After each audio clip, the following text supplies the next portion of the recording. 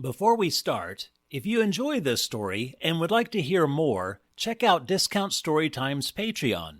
You'll find a link to a no-strings-attached free story in the show notes. Now on with the show.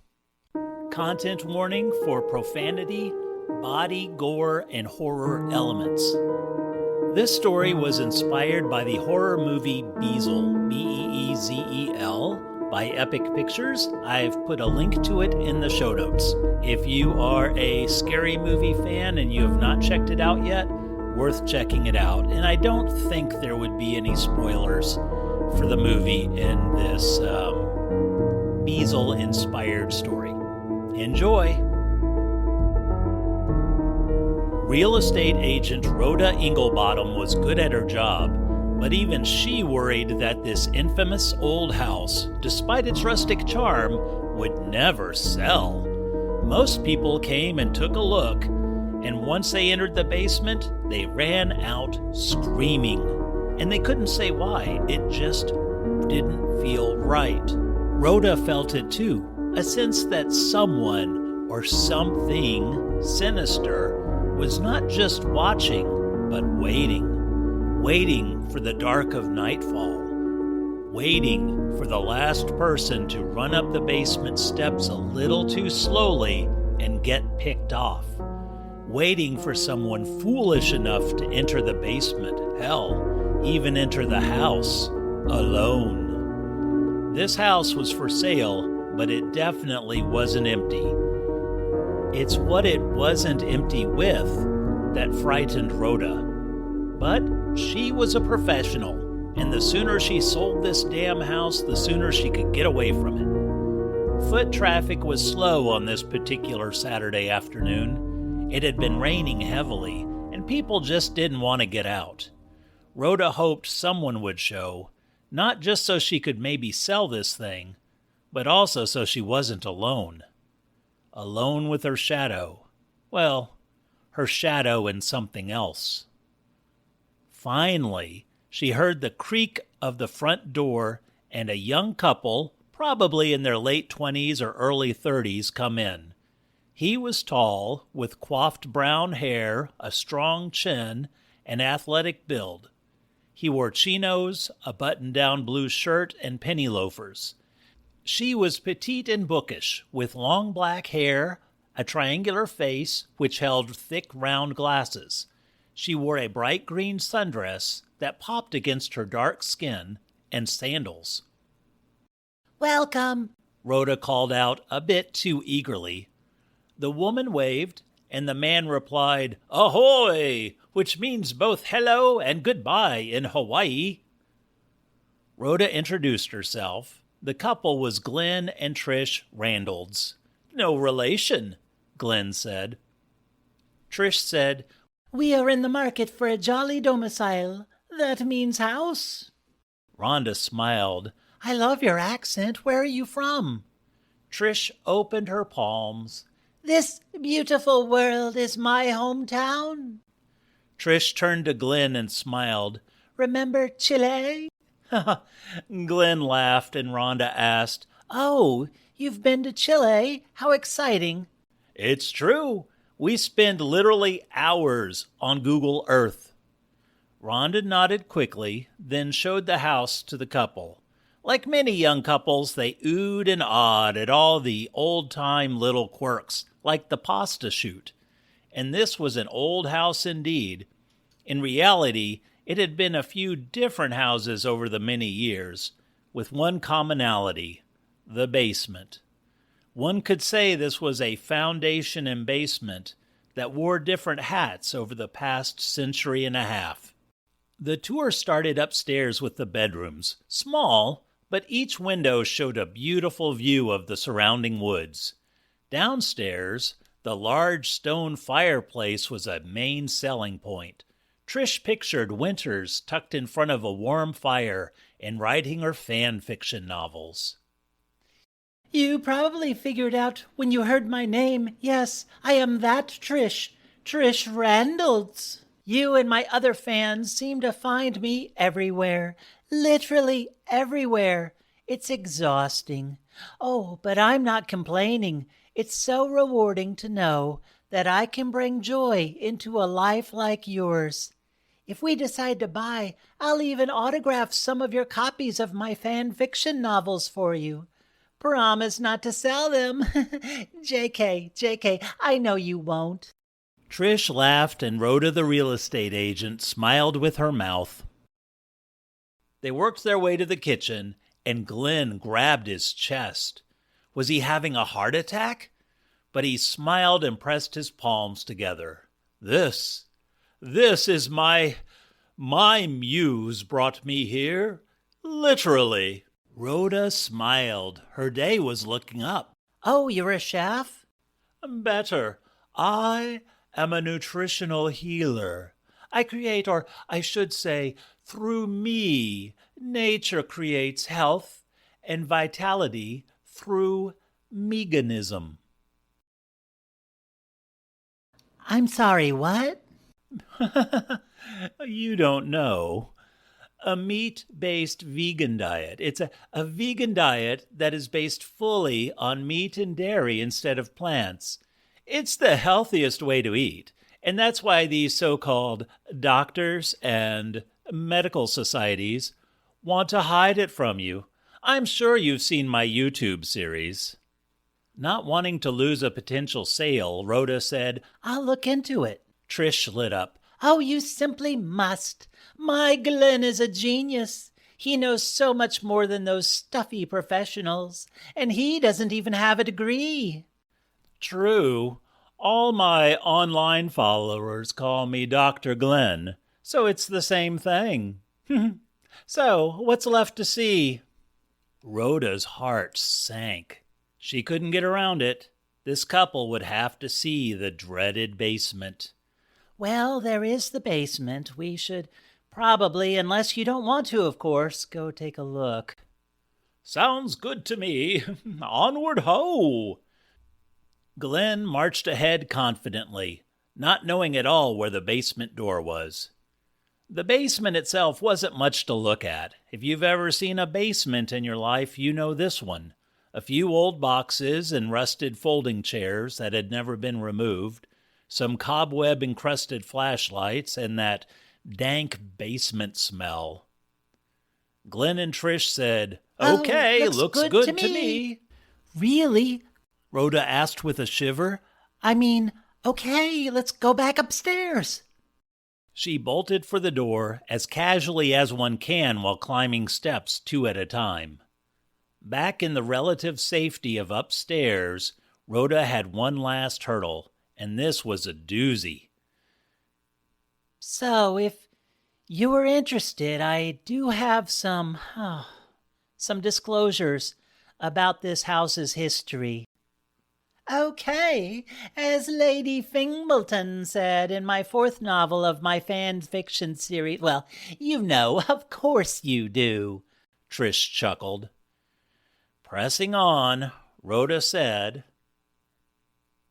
This house was built in 1868. Unfortunately, there are no longer records of the original owners. But in 1877, the owners claimed to hear an evil voice laughing in the basement every night at midnight. Apparently, they went to investigate one night and were found the next morning, in the basement, eaten alive. The town assumed it was wild animals that somehow got into the house. In 1889, the residents claimed to hear an evil voice laughing in the basement every night at midnight. They apparently went down one night to check, and the next day were found eaten alive. The town assumed it was wild animals that somehow got into the house.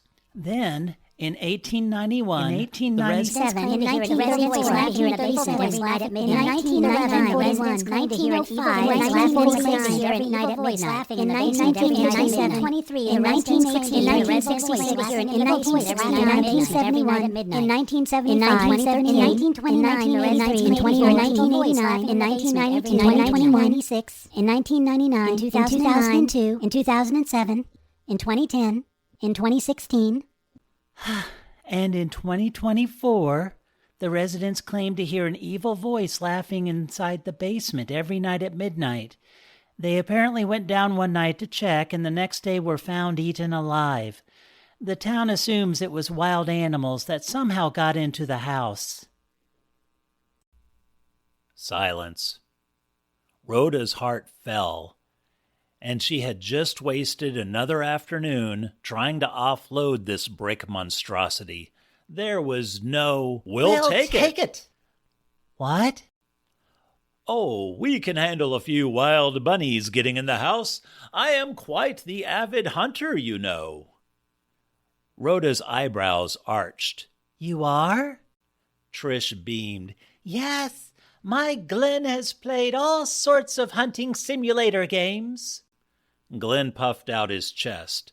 Technically, I watch others play them on Twitch, but it's the same as hunting IRL. And with that, the house was sold. Rhoda felt relief that the house was selling, but as she locked up the house that evening, could have sworn she felt, not heard, but felt, something smacking its lips.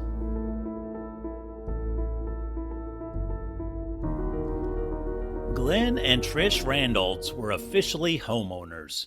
Paperwork was signed, and Rhoda handed over the keys with trembling hands. She had never worried about clients before, not like this. Before saying goodbye, she said, It may be a good idea to avoid the basement at night, especially midnight, if you hear something like laughter. They nodded, then drove away. Glenn called out, "Ahoy!" which means both hello and goodbye in Hawaii. That night, the house was bursting with unpacked boxes.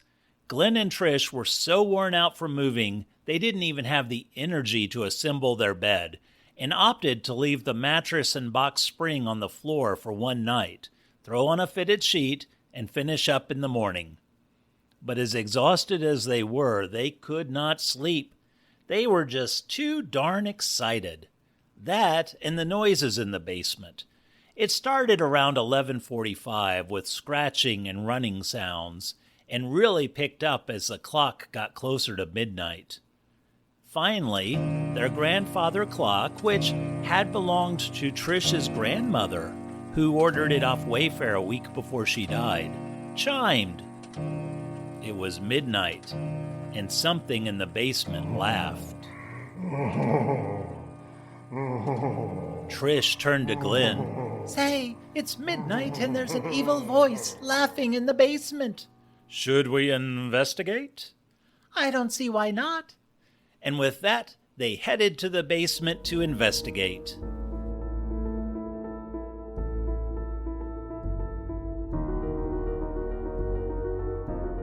The basement light flickered as Glenn and Trish took equally unreliable flashlights and walked down the creaky wooden steps.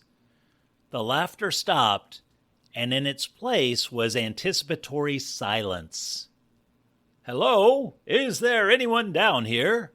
asked Glenn. No reply. When they reached the bottom step, the basement door slammed shut. The laughter started up again, and a stench like a sewer line's morning breath wafted through the air. Trish whispered, I bet it's one of those wild bunnies we were warned about. Glenn turned to her and smiled confidently. "Fear not, mind lady." Trudging footsteps came from a darkened corner, then sped up, and before Glenn could turn around, a dark figure in a tattered black gown appeared. It was a very old woman, if not a corpse, with peeling leathered skin. Clumps of matted black hair clung to a pitted scalp, looking more like black vines than hair.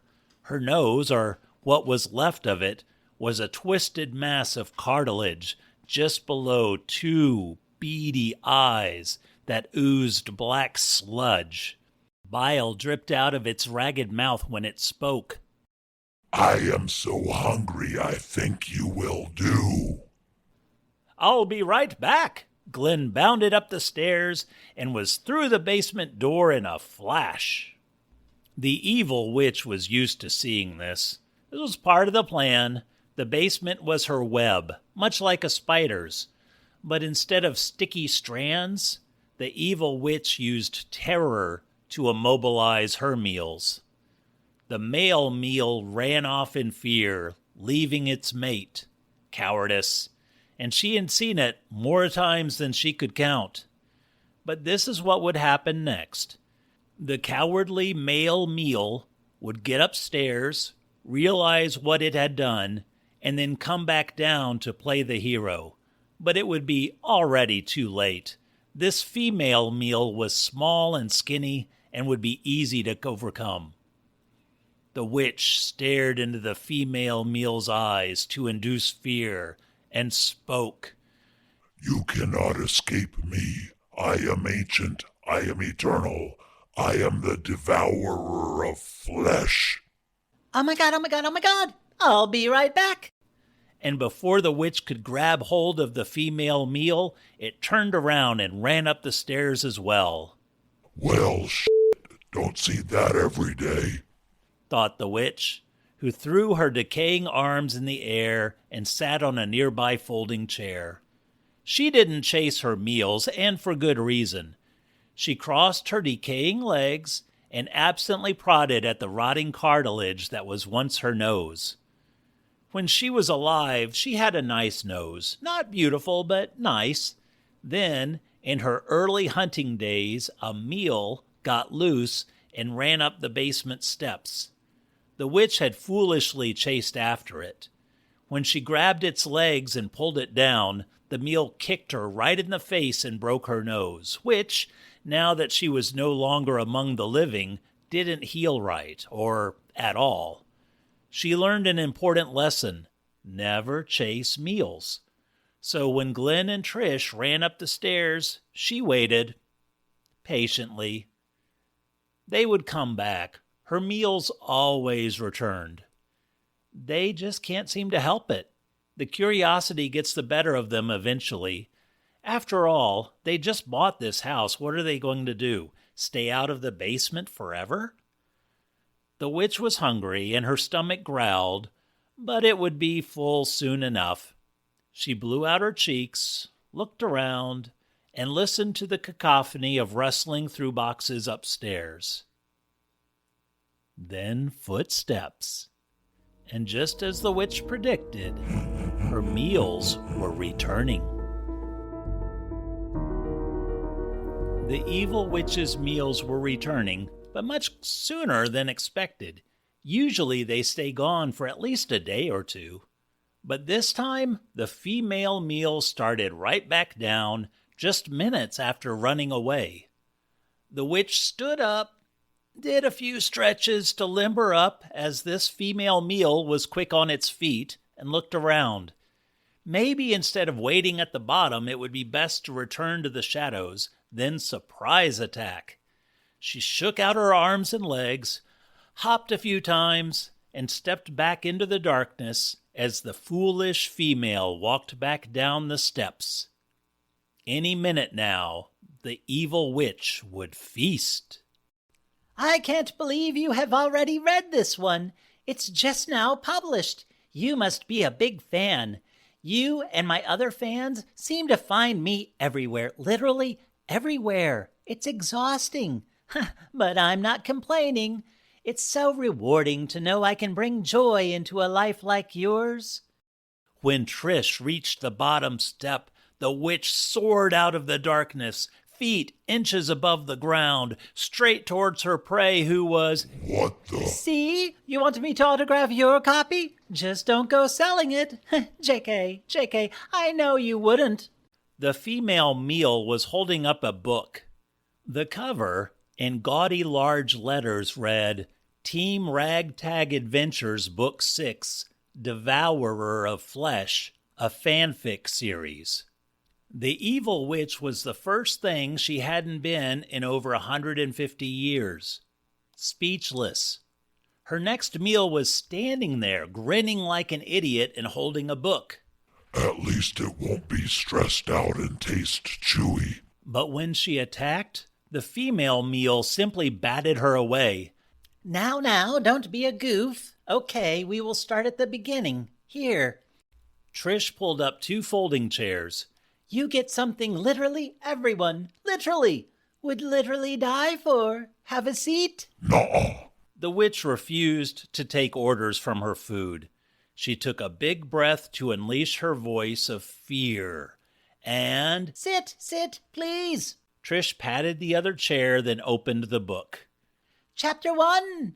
Lady Haggleton sat on the long, very long wooden table with golden inlays of gold that she had inherited from her grandmother on her mother's side, but not her father's side. And Lady Haggleton had just had the worst day. What kind of day was the worst day? Why, the worst kind of worst day. Totally worst in the most dissatisfactory sort of worst days, like a storm worst. As you know, Lady Haggleton had originally been part of Tribe Tenthor, but had switched her allegiance upon learning that King Tenthor, who had an extra toe, had switched his allegiance from his brother Prince Tenthor in the Age of Mistaken Curses. But Lady Haggleton had really had the absolute worst of the worst days. Lady Haggleton had just heard back from her scribe editor, Prissy, who had the usual number of toes, who said a lot of mean things about overly wordy and repetitive prose, which apparently poor, talented Lady Haggleton had written a copious quantity of in the novel she was writing at the time, Team Ragtag Adventures, Book 5, Age of Mistaken Curses, a fanfic series.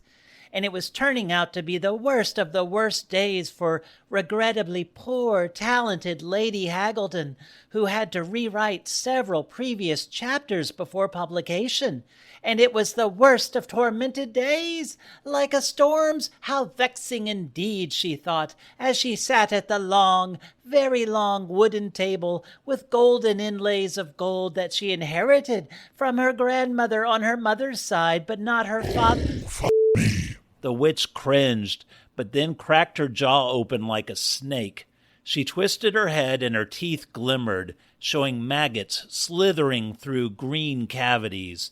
She leaned forward to tear out Trish's neck before she could continue reading. "Ahoy!" called out the male meal, now walking down the steps holding a wooden serving tray.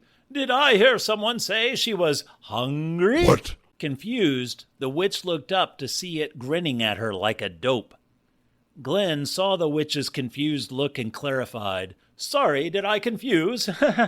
Ahoy is Hawaiian. It means both hello and goodbye. No, it doesn't. I see you are a fan of Trish's novels. No. After all, who isn't, right?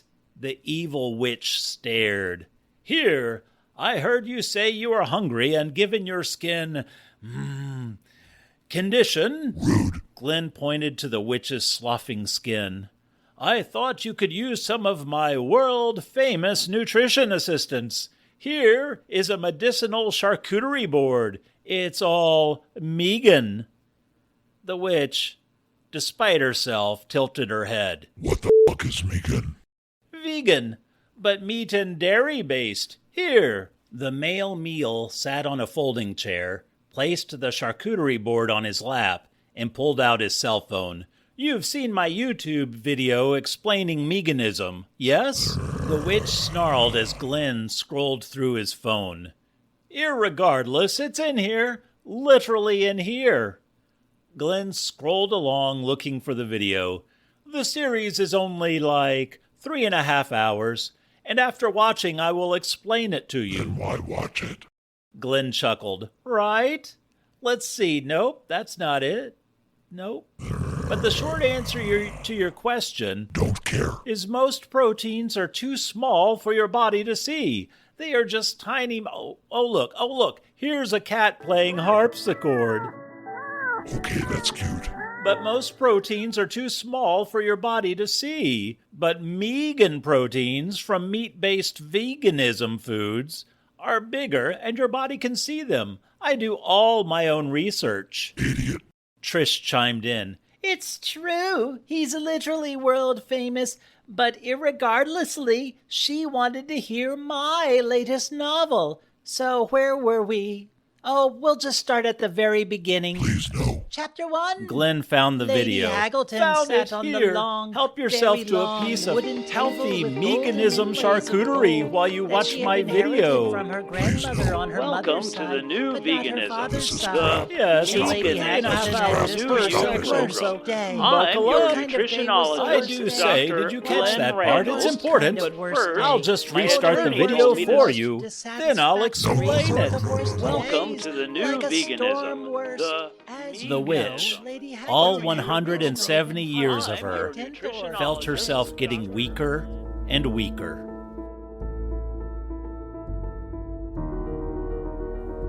The next morning, real estate agent Rhoda Inglebottom didn't sleep well that night. She was worried about Glenn and Trish. She tried distracting herself with office work, but couldn't focus. Finally, she decided the best thing to do was go back to the house, check in on Glenn and Trish, and once she was reassured they were okay, she could get back to work. And as a treat for her good deed, she would stop by the coffee shop for a large vanilla latte with an extra shot, just to help her boost her way through the rest of this workday. Rhoda drove down the long driveway to the tucked-away house. She knocked on the door, and nobody answered. After waiting, she turned the door handle, and it was unlocked. This did not feel right. Rhoda went inside. "Hello? Glenn? Trish?" Voices came from the basement. "Down here." Oh no, the basement. Rhoda, forgetting her own safety, rushed to the basement door and practically fell down the creaky wooden steps. What she saw turned her cold.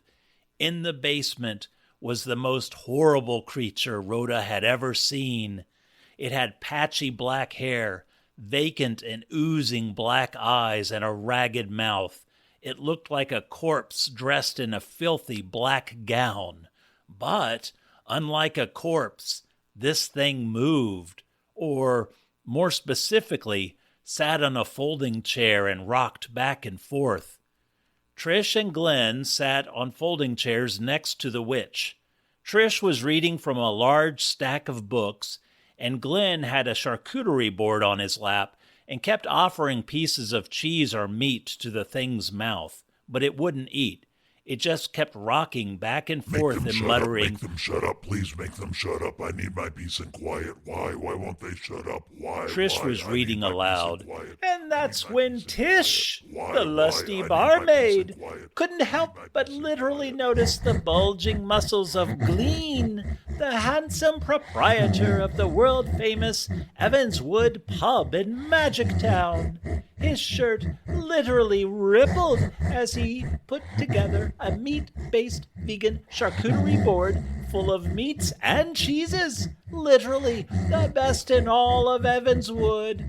Glenn looked at Trish and winked. "I love you, babe." "As I you well, my lord." Glenn and Trish noticed Rhoda and smiled. "Aloha, Rhoda. We've made a friend." Kill me now. And that's how Glenn and Trish and their new best friend, the evil witch, lived happily ever after. The end. Thank you for listening. I hope you enjoyed the story. And again, if you get a chance and you like scary movies, check out Beazle. It's much better than this podcast was, much spookier. And until next time, be sure to play nice with others, be super duper kind to yourself, and as always, remember to laugh. Bye. If you are enjoying the show, please consider supporting Discount Storytime. You can do that by telling others about the show. Podcasts depend on word of mouth for growth, so this is perhaps the most important. Writing in. I love hearing from listeners about what the show is doing well and especially how the show can improve. Click on the link in the show notes or email me at mail@discountstorytime.com. And finally, Discount Storytime is on Patreon, with bonus content for subscribers. A free story, The Fall of Stumbly, is available now. Check it out at patreon.com/discountstorytime, or the link is in the show notes. And thank you so much for being a listener. Bye.